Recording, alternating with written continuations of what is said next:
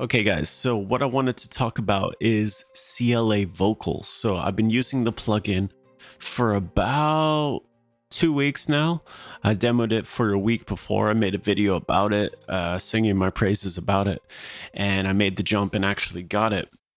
Um, so the more I kind of looked for tutorials and tips and tricks, like how other people were using it, if they had any recommendations for how to use it, the more I kind of came across people in forums saying this is a beginner tool if you're actually into mixing, uh, making your song sound really good. It's not something you'd use.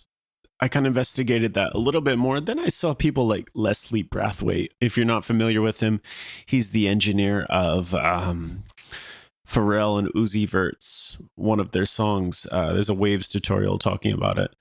And this was on the vocal chain. So it's obviously something that gets used. Like there are even crazy stories like it was Rod Stewart's only plugin used on one of his songs. Different genres, but obviously the plugin works. So what I wanted to talk about, I got like a little list up here so I don't just rant on randomly. 5 ways to use this. And number 1 is for recording inspiration. A lot of us out here are recording by ourselves. We're not in the studio, hearing all these crazy effects in our headphones. Like, whoa, that sounds amazing. So to just load this up, make a couple of tweaks, keeps you in that creative space when you're recording. It keeps you in that zone. So many times I've gotten distracted. I go in, I have a beat that I've already made. I've spent time dedicating to making a beat. And then I go and try and record. And I'm like, oh, okay, I want to hear like delay, etc. Let's throw compressors on. All of a sudden I'm spending, 10 minutes making all these sends. I'm, throwing on this effect, that effect, tweaking it. Okay, room size. And then I'm kind of like, I'm out of the zone. I've wasted time. I don't have a lot of time these days. And I'm out of that zone. So what I do now is I just throw on this plugin, maybe put on a little bit of reverb, maybe some compression, and that's it. I'm in the zone. And I think it sounds really good. Like it's close to a finished product. Obviously, EQ tweaks, etc., notwithstanding, you're going to have to mess with those, obviously. But to hear something, it's just like, it gets you there and it inspires you. So I think it's really good for that. Coming in at number 2 is just salt and pepper, right? You do your normal mixing chain, your EQ cuts, what have you, whatever. And then at the end, this is the salt and pepper on top of all of your vocals, right? So you say, okay, I want a little bit more treble, a little less bass. I want to give a little brick wall limiting, a little bit of extra space, delay, a little bit of doubling. You have all of that in a couple of mouse moves. Like it's really insane. And that's how Leslie Brathwaite treated Uzi's vocals as well. So this is a technique used by people. I've seen other YouTubers using this as well. So a little bit of salt and pepper. Number 3 is if you've ever done like a scratch track. I know I heard that Drake sometimes just records like a really quick track. Obviously, it's not a finished mix, and then he takes it out of the studio and listens to it. And I find myself doing that at times too, like listening to it, going for a walk. Does it sound like shit? Like, is it even an idea worthwhile? Like, you don't want to spend 5 hours mixing a song to get it sounding great. Like, you could just throw on some CLA vocals, see how it would potentially sound with all these commercial effects like reverb that we put on to see, does the vibe fit, right? It's more of like a vibe thing. Does the feel fit for the song? Okay.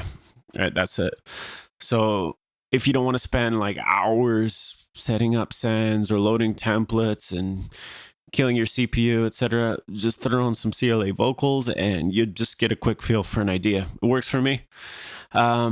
Number 4 is sound design. So I don't know. I think who I saw one YouTuber talking about, like, he saw this guy called Kenny Beats using this for instruments. So if you just have like a melody up there, you can just easily have access to reverb, different delays, doublers, kill the bass, kill the treble.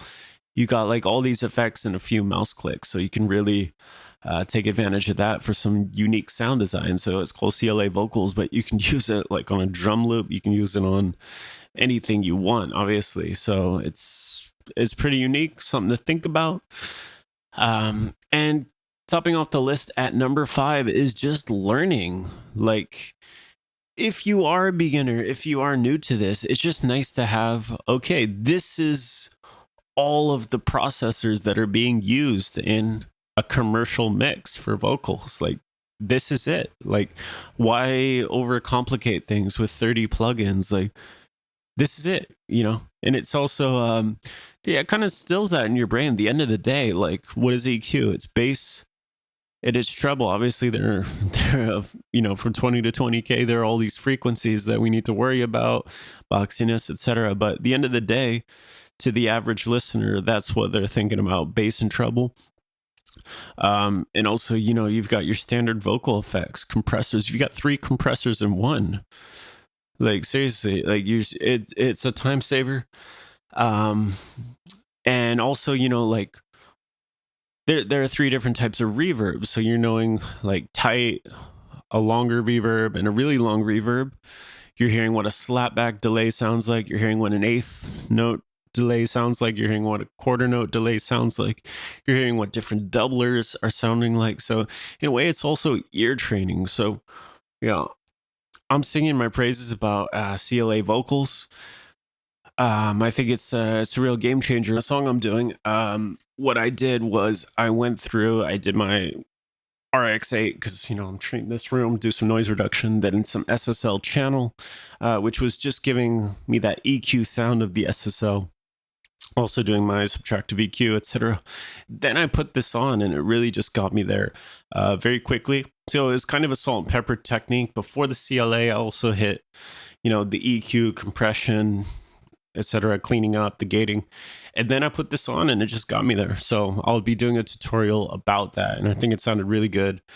You know, single coming out. I'll show you guys the tutorial as well as the video for that. So yeah, CLA Vocals, guys, that's it. If you like this kind of thing, subscribe. We got a video coming up with a similar Waves plugin, also an all-in-one plugin, which I think it's different, but one of the best sounding effects I've ever heard.